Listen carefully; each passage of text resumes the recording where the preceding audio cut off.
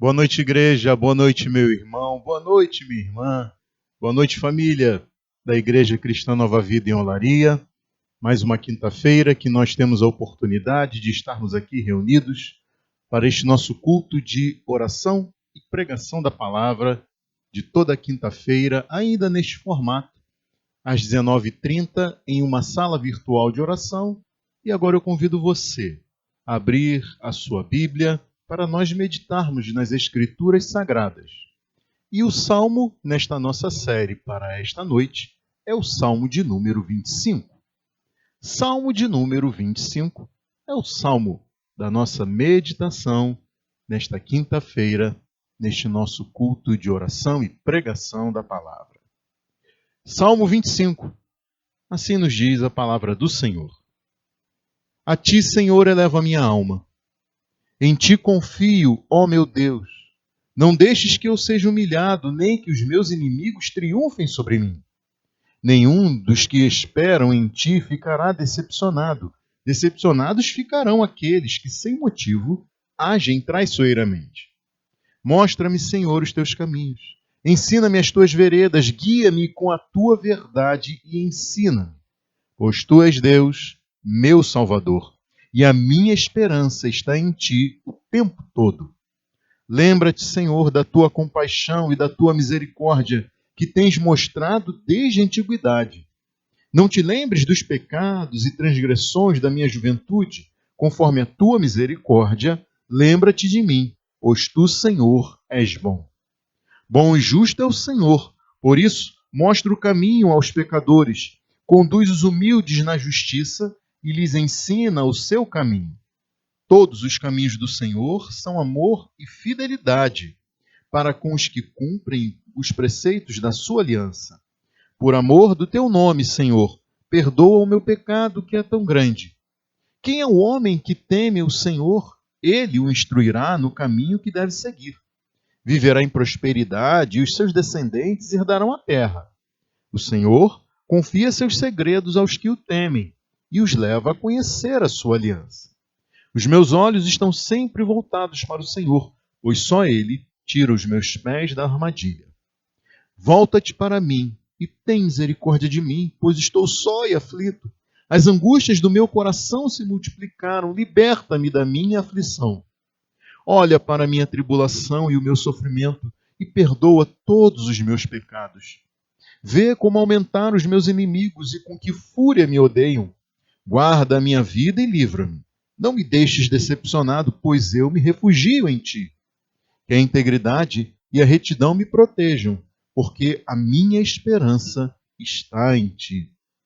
Ó Deus, liberta Israel de todas as suas aflições. Curve sua cabeça, vamos orar. Senhor Deus e Pai, nós agradecemos mais esta oportunidade que temos de nos reunirmos diante da Tua Palavra para ouvirmos a exposição das Escrituras.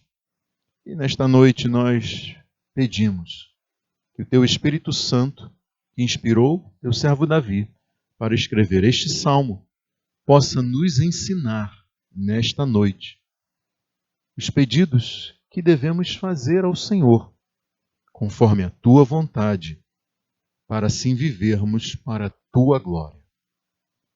Espírito Santo, nós pedimos, guia-nos à verdade e revela-nos Jesus Cristo por meio deste texto.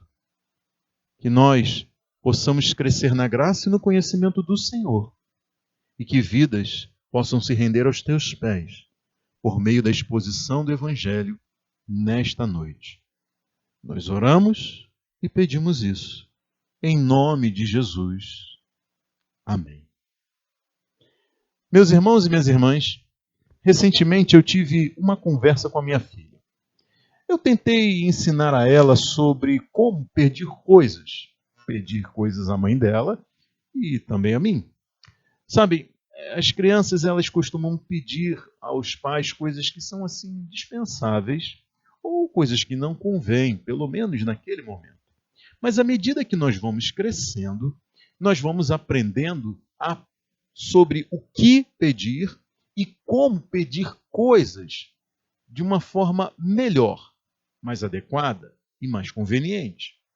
E os pais são os primeiros nesse nosso teste de aprendizado sobre como pedir coisas e o que pedir a eles. É com os pais que a gente aprende a hora certa e o modo apropriado para fazer os nossos pedidos. Às vezes, a gente quer pedir coisas que certamente serão negadas por eles, pelos nossos pais, pelo nosso pai, pela nossa mãe. E daí, ainda que a gente insista em fazer esses pedidos, não adianta nada a gente ficar insistindo, reclamando ou questionando a negativa deles a esses nossos pedidos. Às vezes, o pedido é até razoável, mas ele exige que a gente abra mão de uma coisa ou outra. E é nessas situações que a gente pode não receber exata e precisamente aquilo que nós queríamos, mas algum lucro nós podemos ter se assim soubermos abrir mão de certos caprichos dentro dessas coisas que nós desejamos. E nessa altura, nessa hora, não adianta a gente partir para aquele tudo ou nada. Ou é isso que eu quero ou não quero nada. Bom, foi isso que eu quis que a minha filha entendesse quando eu conversei com ela. Nós a amamos, eu e a mãe dela, e como bem disse o Senhor Jesus, nós não negaríamos a ela um pedaço de pão para dar, ao invés disso, uma pedra para ela.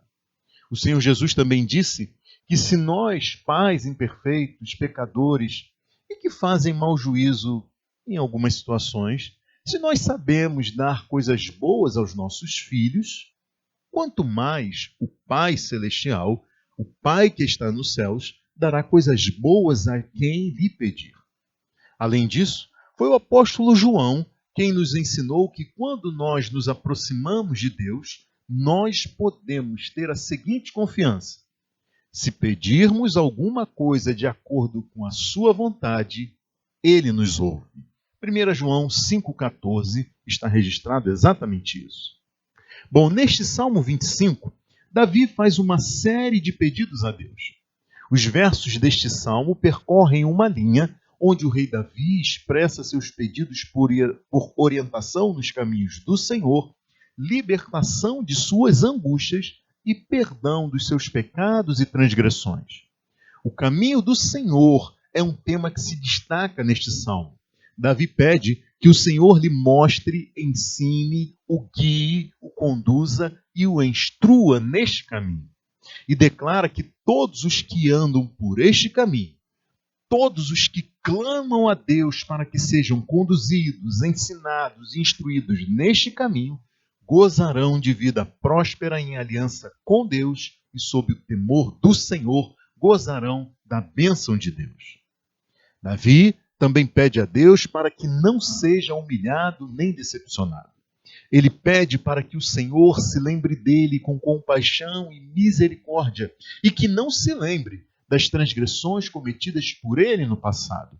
Ele pede perdão a Deus por seus pecados e, ao fazer isso, o rei Davi, inspirado pelo Espírito Santo quando escreveu este salmo, nos ensina que sempre devemos nos aproximar de Deus em oração, sabendo que Deus é Pai e que nós, mesmo sendo seus filhos e filhas, somos pecadores que carecem de compaixão e da misericórdia de Deus. Não é sem razão que um conjunto de palavras foi usado por Davi neste salmo para descrever o caráter e os atributos de Deus. É nessas características de Deus que Davi coloca sua esperança e é a esse Deus que ele recorre em oração. Neste salmo, o Senhor é descrito como verdadeiro, salvador, compassivo, misericordioso, bom, justo, amoroso e fiel. Por isso, Davi eleva sua alma ao Senhor e declara sua confiança nesse Deus. A esperança de Davi está continuamente, o tempo todo, em Deus. O refúgio dele está em Deus. O estado em que Davi se encontrava, ou o estado em que ele temia se ver, é o que o motiva a confiar neste Deus, a elevar a sua alma a Deus. E uma série de palavras descreve esse estado em que ele estava ou que ele temia se encontrar. E essas palavras são humilhação, aflição, angústia, tribulação e sofrimento. Daí então, nós vemos neste salmo que Davi declara sua confiança e esperança no Senhor, para que não seja humilhado nem decepcionado, dos versículos 1 a 3. Em seguida, Davi expressa o seu desejo de andar nos caminhos do Senhor e ser perdoado dos seus pecados e transgressões, nos versículos 4 a 7. Depois, Davi descreve as bênçãos desfrutadas por aqueles que temem e têm seus olhos voltados para o Senhor, nos versículos 8 a 15.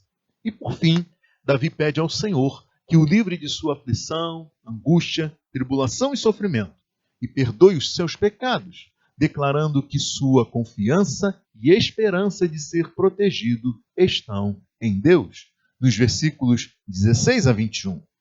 E naquilo que diz respeito ao rei, a Davi, o salmo se encerra como se iniciou, com a declaração de confiança e de esperança de Davi em Deus. O versículo 22 contém o pedido do rei a Deus para que Israel seja livre de todas as suas aflições, e desta forma o rei Davi estende os pedidos que fez em favor de si a toda a nação que ele governava. Assim como eu tentei ensinar a minha filha nesta noite, nós veremos quais são os pedidos que devemos fazer para uma vida próspera de acordo com a vontade de Deus. Nesta noite, nós veremos os pedidos que devemos fazer para uma vida próspera de acordo com a vontade de Deus. Porém, antes de continuar, deixem eu destacar algo que não é assim claramente visível para nós na tradução deste salmo para a nossa língua, para o português. Não é sem motivo que este salmo contém 22 versículos. Cada linha deste salmo, no original, é iniciada por uma letra do alfabeto hebraico. Há outros salmos como este, como os de número 37, 111, 112 e 114. E entre estes salmos, o de número 119 ele se destaca. E se destaca porque ele começa cada bloco de 8 versos com uma letra do alfabeto hebraico. E cada linha desses 8 versos começa com essa mesma letra do alfabeto do bloco. Salmos como estes revelam a habilidade do compositor em uma construção poética muito bem pensada. Salmos assim são conhecidos como acrósticos. E há quem diga que estes salmos foram construídos desta forma, não só por causa da habilidade do seu compositor, inspirado pelo Espírito Santo, e sim também para facilitar a sua memorização. De qualquer modo, Deus é glorificado de A a Z nas letras do alfabeto hebraico, revelando a multiforme sabedoria do Espírito Santo que inspirou estas composições, de forma que, do princípio ao fim, Deus está envolvido em todas as coisas que dizem respeito à vida das pessoas que desfrutam da aliança com o Senhor, andando nos seus caminhos em temor santo e reverente a esse Deus. Então, nós vamos começar a explorar este salmo, percebendo que Davi ele declara sua confiança e esperança no Senhor, para que não seja humilhado e nem decepcionado, como nos mostram os versículos 1 a 3. Davi começa esse salmo dizendo: a ti, Senhor, elevo a minha alma. No versículo 1, ele afirma: a ti, Senhor, elevo a minha alma. Elevar a alma é uma expressão que significa orar a Deus. E ao dizer elevo a minha alma, Davi fazia referência, ele fez referência a toda a sua vida, a todo o seu ser. Davi por inteiro estava envolvido nesta elevação a Deus, nesta oração a Deus. De tal forma que este salmo não contém apenas palavras soltas ao ar, e sim expressões de todo o coração, de toda a força, de todo o entendimento, de toda a alma de Davi, o seu compositor. Isso deve, então, nos levar, meus irmãos e minhas irmãs, a pensar de que modo nós nos colocamos em oração. Porque orar não é só articular palavras, orar envolve todo o ser da pessoa que ora. Orar envolve todo o nosso ser em palavras, que se fundamentam na pessoa, nas obras e nos atributos de Deus. Exatamente como Davi faz aqui neste salmo. Orar envolve toda a nossa vida colocada diante do Senhor, elevada a Deus em oração. Daí, a gente percebe que quando Davi diz, no versículo de número 2, no início do versículo 2, em ti confio, ó meu Deus, essa expressão de confiança envolvia tudo o que dizia respeito à vida de Davi. Quando Davi diz, confio em ti, ó meu Deus, ele queria dizer que tudo que dizia respeito à sua vida ele estava confiando a Deus. Nada, nenhum aspecto da vida de Davi foi deixado de fora dessa confiança dele a Deus em oração. Uma confiança que, como eu disse, não era da boca para fora, porque Davi realmente confiava em Deus. E daí pode ser o caso de nós termos que pedir perdão a Deus, porque dizemos que confiamos nele da boca para fora. Ou então, que confiamos a ele certas coisas da vida e não toda a nossa vida. E foi meditando nessa expressão de confiança de toda a vida a Deus, conforme expressa aqui pelo rei Davi, que eu fiquei pensando se Jesus fizesse comigo algo parecido com aquilo que ele fez com Pedro. E se Jesus me perguntasse, Erlon, você confia em mim? Erlon, você confia realmente em mim? Erlon, você realmente confia toda a sua vida a mim? E daí eu pergunto a você, meu irmão, minha irmã, como você reagiria se Jesus lhe perguntasse isso? Será que você responderia as duas primeiras perguntas de pronto e com certa convicção? Sim, Senhor, tu sabes que confio em ti. Para então se sentir entristecido, entristecida, por Jesus perguntar pela terceira vez, você realmente confia toda a sua vida a mim? Sabem, assim como Jesus questionou a Pedro, sabendo que Pedro o tinha negado 3 vezes antes da crucificação, o Espírito Santo nos questiona nesta pregação se nós realmente confiamos toda a nossa vida a Deus, não para nos arrasar, não para arrasar conosco. A sua intenção é nos restaurar, nos renovar, nos preparar para que nós possamos viver mais e melhor para a glória de Deus. Meus irmãos e minhas irmãs, que Deus nos ajude a realmente confiarmos nele.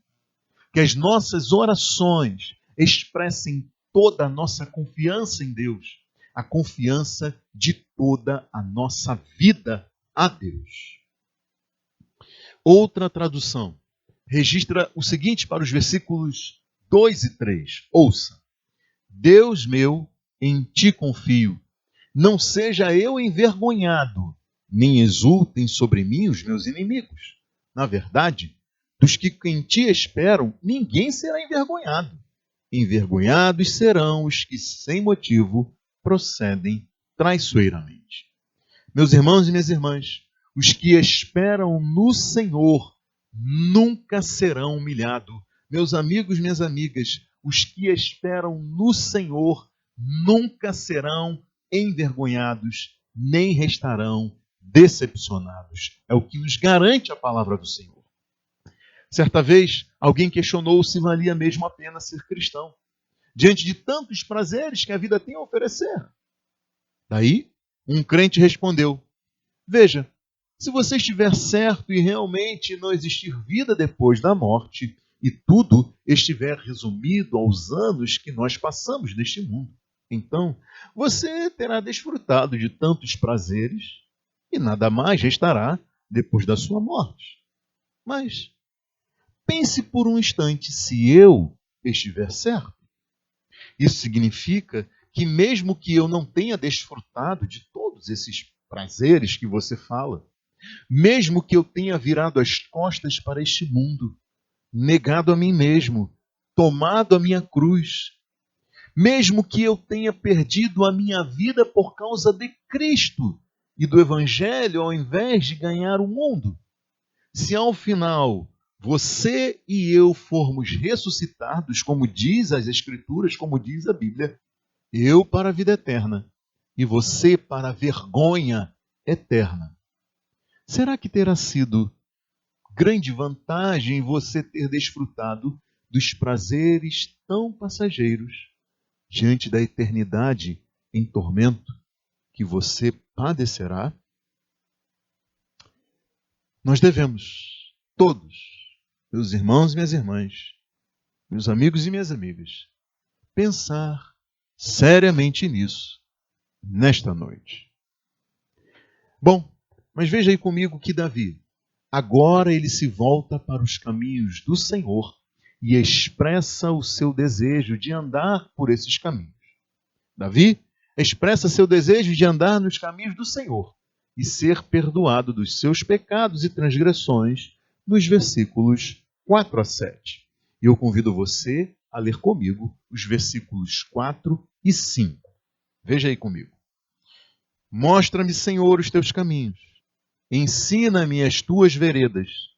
Guia-me com a tua verdade e ensina-me, pois tu és Deus, meu Salvador, e a minha esperança está em ti o tempo todo. Davi faz 4 pedidos consecutivos sobre esse andar nos caminhos do Senhor. Ele pede, mostra-me, ensina-me, guia-me e, novamente, ensina-me. Ainda que, como veremos adiante, sejamos responsáveis por conhecer mais a Deus, utilizando para isso os meios disponíveis como a leitura da Bíblia, o ministério uns aos outros e a oração, nós somos totalmente dependentes de Deus para que isso se torne realidade em nossas vidas. Somos totalmente dependentes de Deus para ter os nossos olhos abertos, as nossas mentes instruídas, esclarecidas e os nossos pés direcionados nos caminhos do Senhor. Dependemos da revelação, da instrução e da orientação do Espírito Santo. Por isso, em nossas orações, nós devemos continuamente pedir a Deus para que tenhamos não apenas disposição para conhecermos a Ele, nós devemos orar para que os nossos olhos sejam iluminados, a nossa mente seja treinada, esclarecida e os nossos pés firmados nos caminhos do Senhor. Percebam também que Davi pede para ter um relacionamento mais próximo com Deus, depois de pedir para que seja instruído, guiado, ensinado, orientado nos caminhos do Senhor. É o que nos mostram os versículos 6 e 7. Leia aí comigo. Lembra-te, Senhor, da tua compaixão e da tua misericórdia que tem mostrado desde a antiguidade. Não te lembres dos pecados e transgressões da minha juventude, conforme a tua misericórdia. Lembra-te de mim, pois tu, Senhor, és bom. Vejam comigo que Deus, ele é onisciente. Ele conhece até os nossos pensamentos. Então, Davi não está apelando aqui para a memória de Deus ao pedir que o Senhor se lembre de algumas coisas e não se lembre de outras. A intenção de Davi é trazer à própria memória, a memória dele, o modo do Senhor se relacionar com ele. Como foi registrado pelo profeta Jeremias, as misericórdias do Senhor são a causa de não sermos consumidos, porque as suas misericórdias não têm fim, novas são cada manhã, grande é a tua fidelidade. Lamentações, capítulo 3, versículos 22 e 23. Daí, Davi clama para que Deus exerça a sua compaixão, a sua misericórdia e a sua bondade, que são eternas. E aqui nós aprendemos que não podemos nos esquecer em nossas orações do quanto nós somos pecadores. E Deus, enquanto isso, é compassivo, misericordioso e bondoso. Além disso, essas verdades nos asseguram que nenhum de nós deve ficar aprisionado e imobilizado por causa dos seus pecados do passado. Pecados esses que foram perdoados por Deus em Cristo. Foi aplicando a nós que cremos em Cristo que o escritor da carta aos Hebreus fez a menção daquilo que foi assegurado por Deus ao seu povo pela boca do profeta Jeremias, quando disse: eu lhes perdoarei a maldade e não me lembrarei mais dos seus pecados. Jeremias 31, 34. O escritor aos Hebreus fez menção a esta passagem do livro do profeta Jeremias para destacar que o sacrifício de Jesus Cristo para o perdão de pecados é único, eficaz, definitivo e eterno. Então, nós podemos também nos valer daquilo que escreveu o profeta Malaquias no mesmo contexto dessa ação restauradora de Deus em favor do seu povo, no capítulo 7, versículos 18 e 19, que registram: que outro Deus há semelhante a ti, que perdoas a culpa e esqueces os pecados dos que te pertencem. Não permanecerás irado com o teu povo para sempre, pois tens prazer em mostrar o teu amor.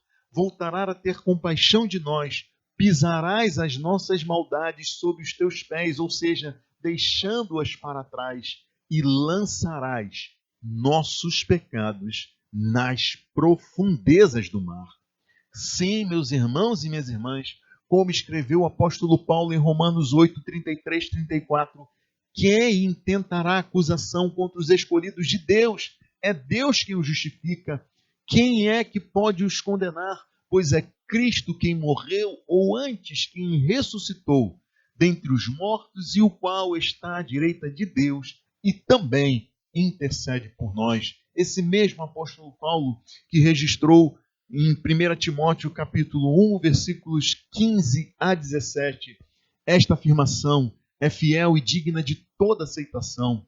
Cristo Jesus veio ao mundo para salvar os pecadores, dos quais eu sou o pior.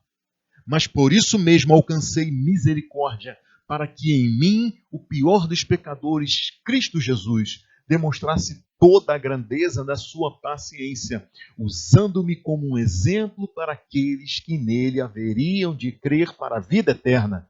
Ao Rei eterno, o Deus imortal, único, imortal e invisível, sejam honra e glória para todo o sempre. Amém. Ah, meu irmão, minha irmã, que nós vivamos à altura deste imenso perdão de Deus, que testemunhemos o quanto Deus é compassivo, misericordioso, bondoso, transformador de vidas para a sua glória, que sejamos verdadeiramente livres de um passado que nos condena para a liberdade em Cristo Jesus.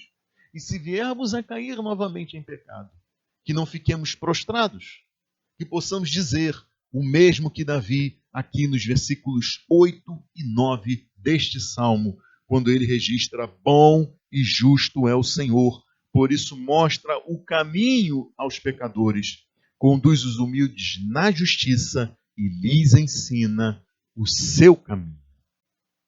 Bom, meus irmãos, é justamente nesses versículos 8 a 15 que Davi descreve as bênçãos desfrutadas por aqueles que temem e têm os seus olhos voltados para o Senhor.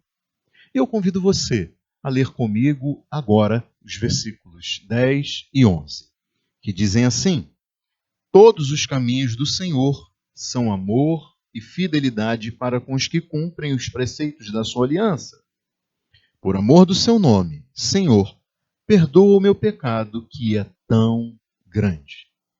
Os versículos 10 e 11 devem ser vistos em conjunto, porque mostram que cabe a nós a responsabilidade de viver em fidelidade para com Deus, cumprindo os preceitos da sua aliança firmada conosco.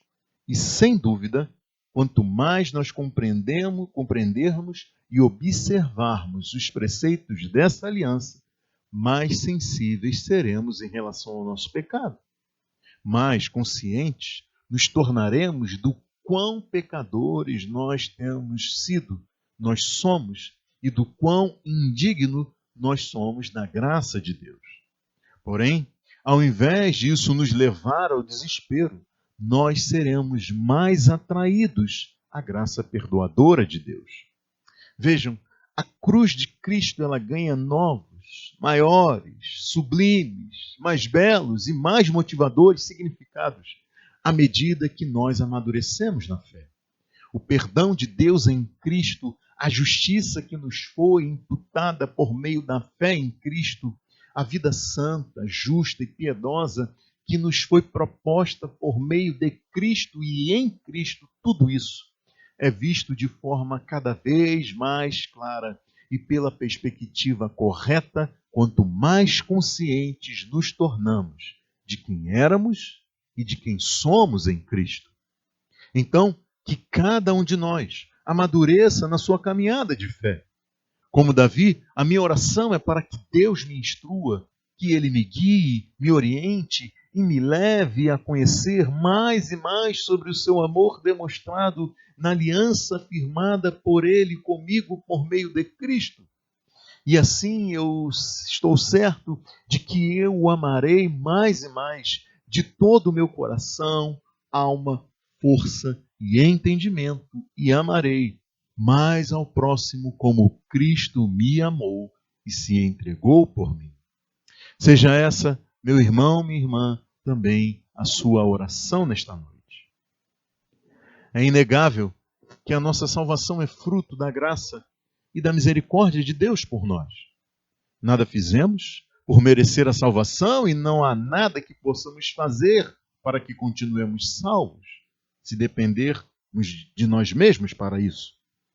Aliás, é justamente por causa da intervenção de Deus em nosso favor, por meio da transformação do nosso coração e por meio da dádiva do Espírito Santo e da preservação de Deus, da preservação operada por Deus em nós, em Cristo, que nós não caímos de uma vez por todas do nosso estado de salvos por meio da fé somente em Cristo. Ainda assim, a salvação pela fé somente em Cristo é acompanhada de sinais que demonstram esta ação transformadora realizada por Deus em nossas vidas. Daí então, nos versículos 12 a 15 deste salmo, nós lemos uma série de bênçãos que são desfrutadas por aqueles que vivem em fidelidade e aliança com Deus. Veja aí comigo os versículos 12 a 15 na sua Bíblia. Quem é o homem que teme o Senhor? Ele o instruirá nos caminhos que deve seguir. Viverá em prosperidade, os seus descendentes herdarão a terra. O Senhor confia os seus segredos aos que o temem e os leva a conhecer a sua aliança. Os meus olhos estão sempre voltados para o Senhor, pois só Ele tira os meus pés da armadilha. Vejam que nós podemos enganar a muitos, declarando com a nossa boca, uma fé que não corresponde ao que está em nosso coração. Porém, uma fé verdadeira dá sinais externos e certamente Deus abençoa a quem o obedece de coração, a quem anda nos seus caminhos, a quem se submete aos seus mandamentos e às suas ordenanças. O Senhor Deus havia garantido ao povo de Israel que se eles permanecessem, se mantivessem fiéis aos termos da aliança firmada com eles, eles permaneceriam na terra prometida e dada a eles. Infelizmente, a história mostrou que a nação de Israel foi infiel a Deus, adorando outros deuses e se desviando dos caminhos do Senhor. Em razão disso, eles foram expulsos da terra que Deus lhes havia dado. Porém, por misericórdia e por amor ao seu próprio nome, o Senhor garantiu que traria Israel de volta à terra e firmaria com o seu povo uma nova aliança. Aliança essa baseada na graça e inquebrável. Além disso, aprove a Deus que pessoas de todos os povos e nações em todo o mundo também fossem alcançadas por essa nova aliança. Uma nova aliança que não estava então restrita ao povo de Israel, mas a todas as pessoas de todas as nações em todo o mundo. Pessoas essas que, por meio de Jesus Cristo, fossem alcançadas, se arrependessem e crescem nele, recebendo Jesus Cristo como único, suficiente e definitivo Salvador e confessando que Jesus Cristo é o Senhor. Quem assim procede, entra em aliança com Deus e desfruta das bênçãos dessa nova aliança. Nessa nova aliança, a bênção da terra e da prosperidade não é aquela como da antiga aliança. Os crentes em Cristo são como peregrinos neste mundo. A pátria dessas pessoas é celestial. A herança que lhes está reservada é a vida eterna com Deus. Ainda assim, nesta nova aliança, há algo que se mantém quando comparado com a antiga aliança. Assim como na antiga aliança, na nova, a fé sem obras é igualmente morta. E daí a gente percebe que a fé verdadeira e salvadora é acompanhada por sinais que a confirmam. E do mesmo modo que na antiga aliança, os crentes em Cristo demonstram seu amor por Ele quando lhe obedecem. Foi Jesus mesmo quem disse isso aos seus discípulos: se vocês me amam, obedecerão aos meus mandamentos. No Evangelho de João, capítulo 14, versículo 15. E daí, os pedidos de Davi neste salmo devem ser também os nossos pedidos em oração. Que nós possamos continuamente, como o rei Davi, clamar a Deus para que não nos desviemos dos seus caminhos e sejamos, assim, desviados dos caminhos do Senhor, envergonhados. Que possamos continuamente clamar a Deus para que sejamos ensinados, guiados, instruídos, conduzidos no caminho da justiça e em amor e fidelidade a esse Deus. Que possamos continuamente clamar a Deus para que Ele nos perdoe e que sempre sejamos tementes a Ele. Podemos não chegar ao fim dessa vida podres de rico, mas chegaremos ricos da graça de Cristo, cheios do Espírito Santo e preparados, prontos para tomarmos posse da nossa herança celestial, mais valiosa do que todo o dinheiro que a pessoa mais rica desse mundo possa possuir. Uma herança imperecível, imaculada e eterna. De fato, meus irmãos e minhas irmãs, Deus é o nosso maior tesouro. Podemos dizer, como nesta série de salmos, como Davi no Salmo 16, ao Senhor declaro, tu és meu Senhor, não tenho bem nenhum além de ti. Por isso meu coração se alegra e no íntimo exulto, mesmo o meu corpo repousará tranquilo. Tu me farás conhecer a vereda da vida, a alegria plena da tua presença, eterno prazer à tua direita. Ou, como está escrito no Salmo 19, o temor do Senhor é puro e dura para sempre. As ordenanças do Senhor são verdadeiras, são todas elas justas. São mais desejáveis do que o ouro, do que muito ouro puro, são mais doces do que o mel, do que as gotas do favo. Que esses, meus irmãos e minhas irmãs, sejam os nossos mais sinceros desejos. Termos ao Senhor como nosso maior bem e aprendermos a obedecê-lo em todas as coisas, em toda a nossa vida. Vejam vocês que no final deste salmo, Davi pede ao Senhor que o livre de sua aflição, das suas angústias, da sua tribulação, do seu sofrimento. Pede ao Senhor que Ele perdoe seus pecados, declarando que sua confiança e sua esperança de ser protegido estão em Deus, nos versículos 16 a 21. Talvez Davi tivesse em mente aqui que seus pecados fossem a causa das suas aflições, angústias, tribulações e sofrimentos. Quem sabe Davi meditasse durante a noite pensando, será que tudo isso tem a ver com a disciplina de Deus para me corrigir? O que eu tenho feito de errado para que Deus me alerte com todas essas tribulações? É certo que nós colhemos frutos amargos das nossas ações insensatas e pecaminosas. E além disso, Deus ele disciplina aos seus filhos, às suas filhas, aqueles e aquelas a quem Ele ama. Então, nós não devemos ignorar que há circunstâncias difíceis que enfrentamos para a nossa correção na justiça E quando nós orarmos, nós precisamos ter isso em mente. Mas vejam que o desejo de Davi, do versículo 21, ele se harmoniza com o que ele pediu ao longo deste salmo. Veja aí comigo o versículo 21. Que a integridade e a retidão me protejam, porque a minha esperança está em ti. Sim, ele pediu perdão dos seus pecados e transgressões. Sim, ele pediu que fosse instruído nos caminhos do Senhor. Sim, ele pediu que Deus guardasse a sua vida e o livrasse dos seus inimigos. E, além disso, ele pediu para que pudesse viver de forma íntegra e reta diante do Senhor e das pessoas nesse mundo. E aqui nós aprendemos o que significa pedir coisas de acordo com a vontade de Deus. Sim, Deus é Pai e deseja dar boas coisas aos seus filhos e filhas. Mas nós, por outro lado, devemos entender que se pedirmos coisas que propiciem e nos ajudem a vivermos de forma íntegra e reta, estaremos pedindo coisas de acordo com a vontade de Deus. Essas coisas, que são perdão, direção e livramento, propiciam então meios para que nós vivamos para a glória de Deus. E foi exatamente para este propósito que Deus nos criou.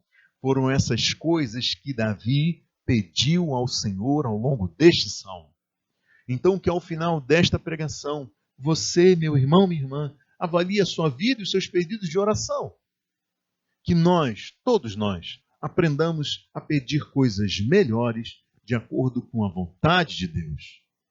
Que essa seja a nossa oração, que assim nós possamos nos colocar diante do Senhor, elevar a nossa alma em confiança a esse Deus. Bom, no início dessa pregação eu disse que este salmo é um acróstico, ou seja, cada um dos seus 22 versos começa com uma letra do alfabeto hebraico. Eu disse também que composições como esta revelam tanto a habilidade do compositor, inspirado pelo Espírito Santo, como também a multiforme sabedoria de Deus, que é glorificado de A a Z, digamos assim, nas letras do alfabeto hebraico. Composições como esta revelam que do princípio ao fim, Deus está envolvido em todas as coisas. Israel devia a Deus o seu nascimento como nação escolhida e separada das demais nações da terra, assim como todo o universo reconhece que sua existência se deve exclusivamente a Deus e não só isso, a sua preservação. E a Bíblia mostra que a criação louva a Deus por isso. Céus e terra, mares e rios, árvores e animais, a lua, o sol e as estrelas, as quais Deus chama pelo nome. Mas, infelizmente, a humanidade deixou de dar glória a Deus. De qualquer modo, do começo ao fim, Deus está envolvido em todas as coisas. Foi Deus quem deu início ao mundo e será Ele quem dará cabo deste mundo. E o fará por meio do seu juízo sobre toda a humanidade, como também para que novos céus e terra sejam trazidos à realidade. Gênesis conta para a gente a história do princípio de todas as coisas e o Apocalipse nos conta o que há de acontecer no fim dos tempos. E é no Apocalipse que Jesus Cristo é reconhecido como o Alfa e o Ômega, o que é, o que era e o que há de vir, o Todo-Poderoso. Jesus Cristo se identifica como o Alfa e o Ômega, porque essas são a letra inicial e a letra final do alfabeto grego. E é ele quem afirma: eu sou o Alfa e o Ômega, o princípio e o único, o princípio, o primeiro e único, e o último, o princípio e o fim. Por isso, a minha oração é para que você, meu amigo, minha amiga, que ainda não reconheceu a Jesus Cristo como o Alfa e o Ômega, como o princípio e o fim, como o Todo-Poderoso, aquele que dá início e preserva a vida, você que ainda não vive para servi-lo, você que está escravizado pelos seus pecados e transgressões, vivendo para si mesmo, para si mesma, em oposição a Deus. A minha oração é para que você, hoje mesmo, se arrependa e creia em Jesus Cristo. Minha oração é para que você o reconheça como a mais bela composição, a mais doce melodia, o princípio e o fim da sua vida. E que você tenha aprendido nesta noite que há pedidos que devemos fazer para uma vida próspera de acordo com a vontade de Deus. E daí então que você faça o pedido que transformará hoje mesmo e para sempre a sua vida. Que você diga: Senhor Jesus, perdoa meus pecados e transgressões e tenha misericórdia de mim. E eu receba a verdadeira vida hoje, gozando desta vida plena hoje, na esperança de viver para sempre contigo, não na vergonha, no desespero e na morte eterna, quando tu vieres na tua glória. Curve sua cabeça, vamos orar. Senhor Deus e Pai, nós agradecemos ao Senhor pela tua palavra anunciada nesta noite. E pedimos, ó Deus, que nós possamos reconhecer que tu és o princípio e o fim das nossas vidas. E do princípio ao fim, tudo devemos ao Senhor. Foi o Senhor que nos deu a vida, por meio de ti nós andamos, respiramos, vivemos nesse mundo. Ó Deus, que nós possamos fazer isso de forma que o Senhor seja glorificado em nossas vidas. E nós possamos ser ensinados, instruídos, guiados nos caminhos do Senhor. E Pai, ainda que venhamos a pecar, que o Senhor possa ser misericordioso conosco, nos trazer de volta ao caminho, se por uma razão nós viermos a nos desviar. Pai, guarda as nossas vidas e que nós possamos testemunhar que Tu és um Deus que transforma pessoas para a Tua glória. Que vidas hoje possam ouvir esta mensagem e se renderem diante do Senhor, arrependidas e crendo em Cristo Jesus, o recebendo como Salvador e Senhor das suas vidas. É o que nós pedimos em nome de Jesus. Amém.